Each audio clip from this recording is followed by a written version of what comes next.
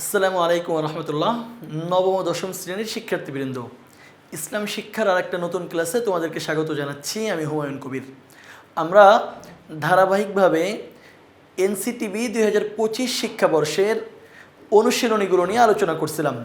আজকের পর্বে আলোচনা করব দ্বিতীয় অধ্যায়ের অনুশীলনীতে যে বহু নির্বাচনী প্রশ্নগুলো দেওয়া আছে সেগুলো নিয়ে। এখানে ধারাবাহিকভাবে আমরা আলোচনা করব। প্রথম প্রশ্ন, লা তাকহার কুরআন মাজিদের একটা শব্দ। প্রশ্ন হলো, লা তাকহার এর অর্থ কি? ধমক দেবেন না। এখানে দেখো 4টা শব্দ লেখা আছে, এর মধ্যে 2টা শব্দ তোমাদের বইয়ে আছে আর 2টা শব্দ তোমাদের বইয়ে নাই। তো যেহেতু বইয়ে নাই, সুতরাং এমন শব্দ এটার উত্তর সঠিক হিসেবে হবে না, কারণ বইয়ের বাইরের থেকে তো আর কেউ প্রশ্ন করবে না। নিষেধ করবেন না, আশ্রয় দেবেন না, এই 2টা শব্দ তোমাদের বইয়ে নাই। আছে হলো ধমক দেবেন না, কঠোর হবেন না। লা তাকহার শব্দের বাংলা কি? ধমক দেবেন না আর কঠোর হবেন না আর ধমক দেবেন না। এটার আরবি হলো লা তানহার। এখানে যেহেতু আছে লা তাকহার, সুতরাং সঠিক উত্তর হলো ঘ নম্বর, কঠোর হবেন না। দ্বিতীয় প্রশ্ন, ওহি লেখক। ওহি লেখককে আরবিতে কি বলা হয়? কাতেবে ওহি। সাহাবীদের সংখ্যা কত ছিল? 42 জন। এটা সবারই জানা আছে।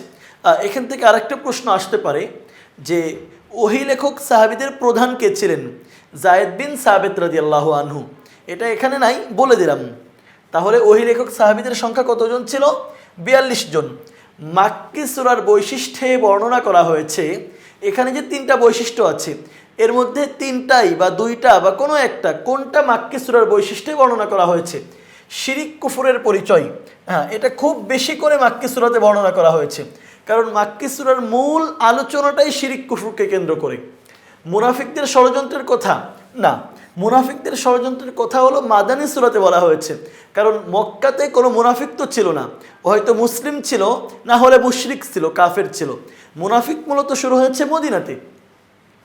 শরীয়তের সাধারণ নীতিমালা, আর শরীয়তের বিস্তারিত নীতিমালা মাদানী সূরাতে বর্ণনা করা হয়েছে, আর শরীয়তের সাধারণ নীতিগুলো মাক্কি সূরাতে বর্ণিত হয়েছে। তাহলে মাক্কি সূরার বৈশিষ্ট্য বর্ণনা করা হয়েছে 1 এবং 3। 1 ও 3 কোথায় আছে? খ নম্বরে। সুতরাং আমরা সঠিক হিসেবে খ নম্বরকে গ্রহণ করছি। এরপরে একটা উদ্দীপক দেওয়া আছে, এই উদ্দীপক পড়ে আমাদেরকে পরপর 3টা প্রশ্নের উত্তর দিতে হবে, যেই 3টা প্রশ্ন আমরা এখানে দেখতে পাচ্ছি। নিচের অনুচ্ছেদটি পড়ে 4, 5 ও 6 নম্বর প্রশ্নের উত্তর দাও। আলম সাহেব গ্রামের একজন প্রভাবশালী ব্যক্তি। তিনি তার ছোট ভাইয়ের মৃত্যুর পর তার সকল সম্পদ দখল করে ছোট ভাইয়ের সন্তানদের বাড়ি থেকে বের করে দেন। প্রভাবশালী একজন ব্যক্তি, ছোট ভাই মারা গেছে, এখন ছোট ভাইয়ের সন্তানরা কি?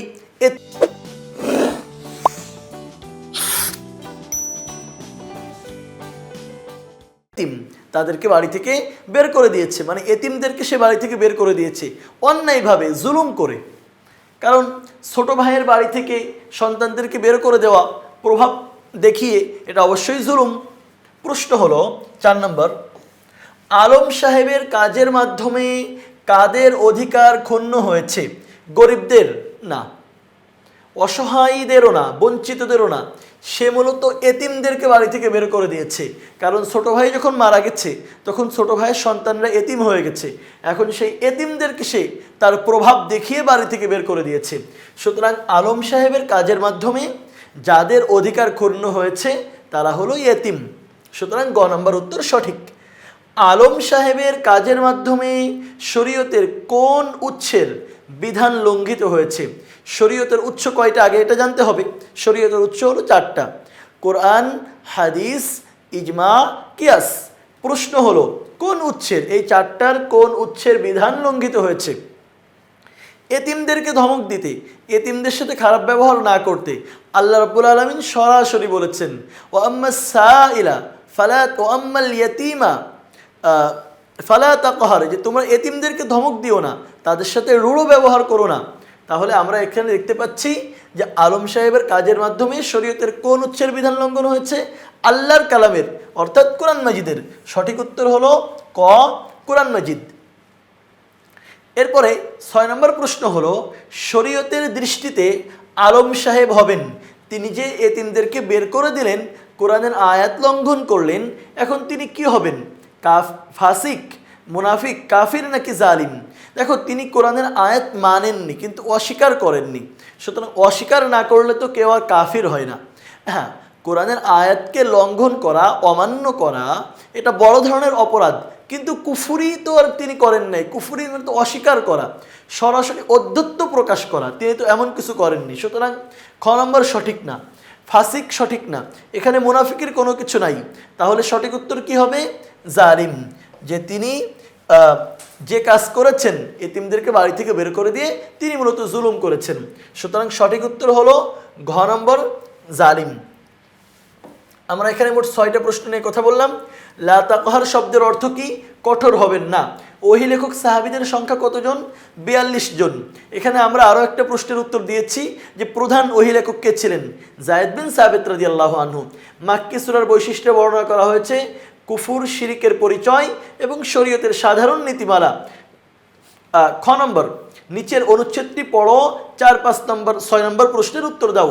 আলম সাহেব যেটা করলেন, প্রভাব দেখিয়ে এতিমদেরকে বাড়ি থেকে বের করে দিলেন, তার কাজের মাধ্যমে কাদের অধিকার ক্ষুণ্ণ হয়েছে? এতিমদের। আলম সাহেবের কাজের মাধ্যমে শরীয়তের কোন উৎসের বিধান লঙ্ঘিত হয়েছে? কোরআন মাজিদের, কারণ সে কোরআন মাজিদের আয়াত লঙ্ঘন করেছে। শরীয়তের দৃষ্টিতে আলম সাহেব হবেন জালিম। আশা করি বুঝতে পেরেছো। পরবর্তী ক্লাসের আমন্ত্রণ জানিয়ে এখানেই বিদায় নিচ্ছি। আল্লাহ হাফেজ, আসসালামু আলাইকুম ওয়া রাহমাতুল্লাহ।